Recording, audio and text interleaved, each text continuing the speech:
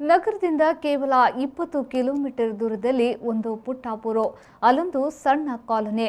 ಆಧುನಿಕ ಸೌಲಭ್ಯಗಳು ಹಳ್ಳಿಗೆ ತಲುಪಿದ್ರೂ ಪರಿಶಿಷ್ಟರಿ ವಾಸ್ತವ್ಯವಿರುವ ಈ ಪುಟ್ಟ ಕಾಲೋನಿ ನಿವಾಸಿಗಳು ಮಾತ್ರ ಇಂದಿಗೂ ಬೆಟ್ಟದಷ್ಟು ಸಮಸ್ಯೆಯನ್ನ ಎದುರಿಸುತ್ತಲೇ ಇದ್ದಾರೆ. ಇದು ಸಿದ್ದಮೂಲೆ ಕಮಾರದ ದಲಿತ ಕಾಲೋನಿ ನಿವಾಸಿಗಳ ವ್ಯಥೆಯ ಕಥೆ. ಕಳೆದ 10 ಹಲವು ವರ್ಷಗಳಿಂದ ಇವರು ಎದುರಿಸುತ್ತಿರುವುದು ನಾನಾ ಸಮಸ್ಯೆಗಳನ್ನ. ಆದರೂ ಯಾವೊಬ್ಬ ಜನಪ್ರತಿನಿಧಿಯೂ ಇತ್ತ ಕಡೆ ನೋಡಿಲ್ಲ. ಗ್ರಾಮ ಪಂಚಾಯತ್ ಕೂಡ ಈ ಬಗ್ಗೆ ಕಣ್ಮುಚ್ಚಿ ಕುಳಿತಿದೆ. ಕೂಲಿ ಕೆಲಸ, ಬೀಡಿ ಸುತ್ತಿ ಬದುಕು. ಸಿದ್ದಮೂಲೆಯ ದಲಿತ ಕಾಲೋನಿಯ ನಿವಾಸಿಗಳು ಸುಮಾರು 30 ರಿಂದ 40 ವರ್ಷಗಳಿಂದ ಇಲ್ಲಿ ವಾಸ್ತವ್ಯವಿದ್ದಾರೆ. ಇಲ್ಲಿ ಸುಮಾರು 6 ಮನೆಗಳಿದ್ದು 30 ಮಂದಿ ವಾಸಿಸುತ್ತಿದ್ದಾರೆ. ಕೂಲಿ ಕೆಲಸ ಬಿಡಿ ಸುತ್ತುವುದು, ಭೂತ ನರ್ತನ ಮುಂತಾದ ಕಸುಬುಗಳ ಮೂಲಕ ಜೀವನ ಸಾಗಿಸುತ್ತಿದ್ದಾರೆ. ಇಷ್ಟು ವರ್ಷಗಳಾದರೂ ಇಲ್ಲಿನ ನಿವಾಸಿಗಳು ಕುಡಿಯುವ ನೀರಿನ ಸಮೀಪ ಖಾಸಗಿ ವ್ಯಕ್ತಿಯೋರ್ವರ ಕೆರೆಯನ್ನ ಅವಲಂಬಿಸಬೇಕಾದಂತಹ ಅನಿವಾರ್ಯ ಪರಿಸ್ಥಿತಿ. ಕುಡಿಯಲು, ಸ್ನಾನ ಮಾಡಲು ಇಲ್ಲಿನ ನೀರೇ ಇವರಿಗೆ ಕತೆ.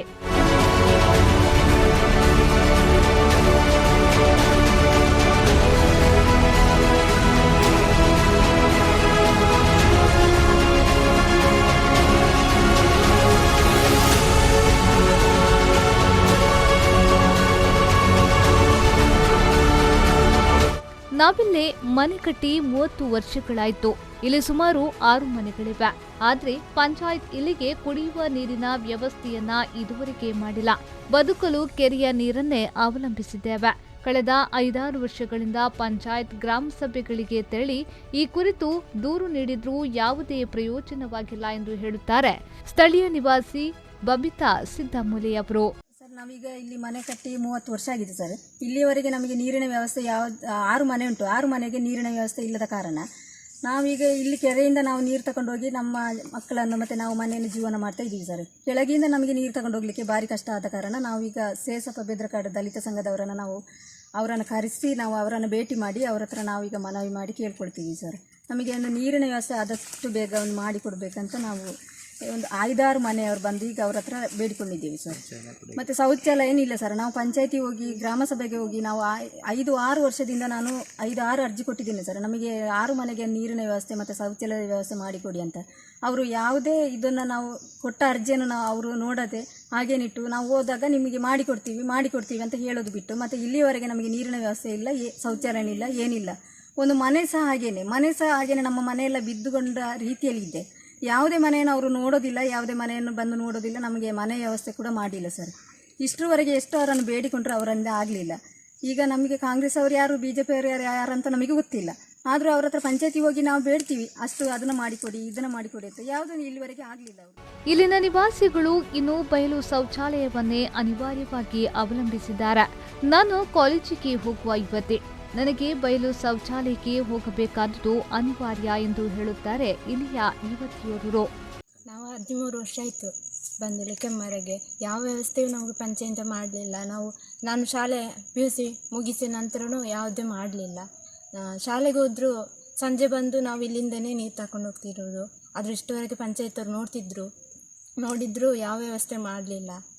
ಬಯಲು ಶೌಚಾಲಯ ನಾವು ಮಾಡ್ತಿದ್ದೀವಿ, ಆ ಶೌಚಾಲಯ ಕೂಡ ನಮಗೆ ಮಾಡಲಿಲ್ಲ.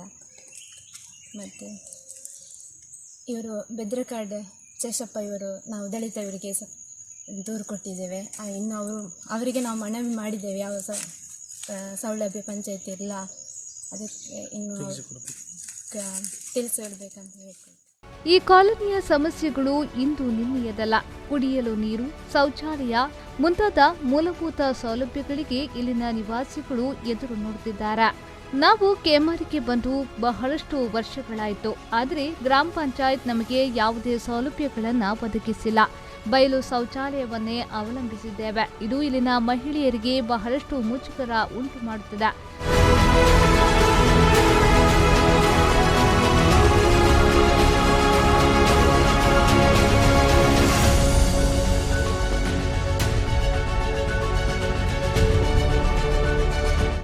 ಸಿದ್ದಮೂಲೆ ಕಾಲೋನಿಯಲ್ಲಿ 6 ಪರಿಶಿಷ್ಟ ಮನೆಗಳಿಗೆ ಕುಡಿಯಲು ನೀರಿಲ್ಲ, ಶೌಚಾಲಯವಿಲ್ಲ. ಕೊಲ್ತೆಗೆ ಗ್ರಾಮ ಪಂಚಾಯತ್ ಈ ಕುರಿತು ಗಮನ ಹರಿಸದೆ ನಿರ್ಲಕ್ಷ್ಯ ವಹಿಸಿದೆ. ನೀರಿನ ಆಸರಿಯಾಗಿರುವ ಕೆರೆ ಇದುವರೆಗೆ 3 ಜೀವವನ್ನ ಬಲಿ ಪಡೆದಿದೆ. ಆದರೂ ಈ ಕೆರೆಯ ನೀರನ್ನೇ ಕುಡಿಯಬೇಕಿದೆ. ಈ ಕಾಲೋನಿಯ ನಿವಾಸಿಗಳ ಮನವಿಗೆ ಆಡಳಿತ ಸ್ಪಂದಿಸಬೇಕಾಗಿದೆ ಎಂದು ದಕ್ಷಿಣ ಕನ್ನಡ ಜಿಲ್ಲಾ ದಲಿತ ಸೇವಾ ಸಮಿತಿಯ ಸ್ಥಾಪಕಾಧ್ಯಕ್ಷ ಸೇಸಪ್ಪ ಬೆದ್ರಕಾಡು ಹೇಳಿದರು. ಇವತ್ತು ಈ ಒಂದು ಕೋಲ್ತಿಗೆ ಗ್ರಾಮದ ಒಂದು ಸಿದ್ದಮಾಲೆ ಎಂಬ ಒಂದು ಕಾಲೋನಿಯಲ್ಲಿ 6 ನಮ್ಮ ಎಸ್ಸಿಗಳ ಮನೆ ಇದೆ. ಈ ಎಸ್ಸಿಗಳ ಮನೆಗೆ ಹಲವಾರು ವರ್ಷಗಳಿಂದ ಇಲ್ಲಿ ನೀರಿನ ಸಂಪರ್ಕ ಇಲ್ಲ ಅವರಿಗೆ, ಮತ್ತು ಶೌಚಾಲಯ ಕೂಡ ಇಲ್ಲ. ಇಲ್ಲಿ ಬಂದು ಈ ಪರಿಸ್ಥಿತಿ ನೋಡುವಾಗ ನಮಗೆ ತುಂಬ ಒಂದು ಬೇಸರ ಆಯಿತು. ಯಾಕಂತ ಹೇಳಿದರೆ ಸ್ವತಂತ್ರ ಸಿಕ್ಕಿ 75 ವರ್ಷ ಕಳೆದರೂ ಕೂಡ ಇವತ್ತು ಕೂಡ ಒಂದು ಶೌಚಾಲಯ ಇಲ್ಲ, ಕುಡಿಯುವ ನೀರಿನ ವ್ಯವಸ್ಥೆ ಇಲ್ಲ ಅಂತ ಹೇಳಿದರೆ ಇದು ಒಂದು ಕೊಲ್ತಿಗೆ ಗ್ರಾಮ ಪಂಚಾಯತ್ನ ಒಂದು ನಿರ್ಲಕ್ಷ್ಯ. ಮತ್ತು ಈ ಘಟನೆಯನ್ನು ಕೂಡ ನಾನು ಸೀರಿಯಸ್ ಆಗಿ ಖಂಡಿಸ್ತಾ ಇದ್ದೇನೆ. ಯಾಕಂತ ಹೇಳಿದರೆ ಈ ಪಂಚಾಯತ್ ಇವತ್ತು ಏನೋ ಇಲ್ಲಿ PDO ಇದ್ದಾರಾ ಅಥವಾ ಆಡಳಿತ ಮಂಡಳಿ ಇದೆಯೋ ನಮಗೆ ಗೊತ್ತಾಗ್ತಾ ಇಲ್ಲ. ನಾವು ಈಗಾಗಲೇ ಗ್ರಾಮ ಪಂಚಾಯತಿಗೆ ಒಂದು ಮನವಿಯನ್ನು ಕೊಟ್ಟಿದ್ದೇವೆ. ಕೂಡಲೇ ನೀವು ಅಲ್ಲಿಗೆ ಏನು ನೀರಿನ ಸಂಪರ್ಕ ಮತ್ತು ಅವರಿಗೆ ಶೌಚಾಲಯ ಒದಗಿಸಿಕೊಡುವಂಥ ಕೆಲಸವನ್ನು ಮಾಡಬೇಕಂತೇಳಿ. ಯಾಕಂತೇಳಿ ಇಲ್ಲಿ ಅಪ್ರಾಪ್ತ ಮಕ್ಕಳಿದ್ದಾರೆ, ಹೆಂಗಸರಿದ್ದಾರೆ, ಬಯಲು ಶೌಚಾಲಯಕ್ಕೆ ಹೋಗ್ತಾ ಇದ್ದಾರೆ. ಇದನ್ನು ನೋಡಿದಾಗ ನಮಗೆ ತುಂಬ ಒಂದು ನೋವಾಗ್ತಾ ಇದೆ. ಮತ್ತು ಈ ಒಂದು ಏನು ಕೆರೆ ಇದೆ, ಈ ಕೆರೆಯಲ್ಲಿ ಇವರು ನೀರು ತಗೊಂಡು ಹೋಗಿ ಜೀವನ ಮಾಡ್ತಾ ಇದ್ದಾರೆ. ಈ ಕೆರೆಯಲ್ಲಿ ಏನೋ 3 ಜೀವ ಕೂಡ ಬಲಿಯಾಗಿದೆ ಎನ್ನುವ ಒಂದು ಮಾಹಿತಿ ಕೂಡ ಲಭ್ಯ ಆಗ್ತಾ ಇದೆ. ಬಹುಶಃ ಇದನ್ನು ಅವರು ಕುಡಿದು ಪಾಪ ಜೀವನ ಮಾಡುವಂಥ ಪರಿಸ್ಥಿತಿ ಬಂದಿದೆ. ಗ್ರಾಮ ಪಂಚಾಯತ್ ಈ ಬಗ್ಗೆ ಏನಾದರೂ ನಿರ್ಲಕ್ಷ್ಯ ವಹಿಸಿದ್ದಲ್ಲಿ, ನಮ್ಮ ಮನವಿಗೆ ಸ್ಪಂದಿಸಿದ್ದಲ್ಲಿ ಈ ನೀರನ್ನು ಅಲ್ಲಿ ತಗೊಂಡು ಹೋಗಿ ಗ್ರಾಮ ಪಂಚಾಯತ್ ಅಧ್ಯಕ್ಷರಿಗೆ ಮತ್ತು PDOಗೂ ಕುಡಿಸಿ ನಾವು ಪ್ರತಿಭಟನೆ ಮಾಡಿ ಇವರ ಪರವಾಗಿ ನಾವು ನ್ಯಾಯ ಕೇಳಲಿಕ್ಕೆ ನಾವು ತಯಾರಾಗಿದ್ದೇವೆ. ದುರಂತದ ವಿಚಾರವೆಂದರೆ ಈ ಕೆರೆಯಲ್ಲಿ ಇದುವರೆಗೆ 3 ಮಂದಿ ಬಿದ್ದು ತಮ್ಮ ಪ್ರಾಣವನ್ನ ಕಳೆದುಕೊಂಡಿದ್ದಾರೆ. ಸ್ಥಳೀಯರು ಈ ಕೆರೆಗೆ ಬಿದ್ದು ಮೃತಪಟ್ಟರು. ದಲಿತ ಕಾಲೋನಿಯ ನಿವಾಸಿಗಳು ಮಾತ್ರ ಮೃತದೇಹವಿದ್ದ ಇದೇ ಕೆರೆಯ ನೀರನ್ನ ಕುಡಿಯಲು ಉಪಯೋಗಿಸಬೇಕಾದಂತಹ ಅನಿವಾರ್ಯ ಪರಿಸ್ಥಿತಿ. ಒಟ್ಟಿನಲ್ಲಿ ಸಿದ್ದಮೂಲೆ ಕಮಾರದ ದಲಿತ ಕಾಲೋನಿಯ ನಿವಾಸಿಗಳು ಅದೆಷ್ಟೋ ಸಮಸ್ಯೆಗಳ ಸುಳಿಯಲ್ಲಿ ಸಿಲುಕಿದ್ದಾರೆ. ಮೂಲಭೂತ ಸೌಕರ್ಯ ವಂಚಿತವಾಗಿರುವ ಈ ಕಾಲೋನಿಗೆ ಜನಪ್ರತಿನಿಧಿಗಳು ಶೀಘ್ರದಲ್ಲೇ ಮೂಲಭೂತ ಸೌಕರ್ಯವನ್ನ ಒದಗಿಸಬೇಕೆಂಬುದೇ ಇಲ್ಲಿನ ಸ್ಥಳೀಯರ ಆಗ್ರಹ.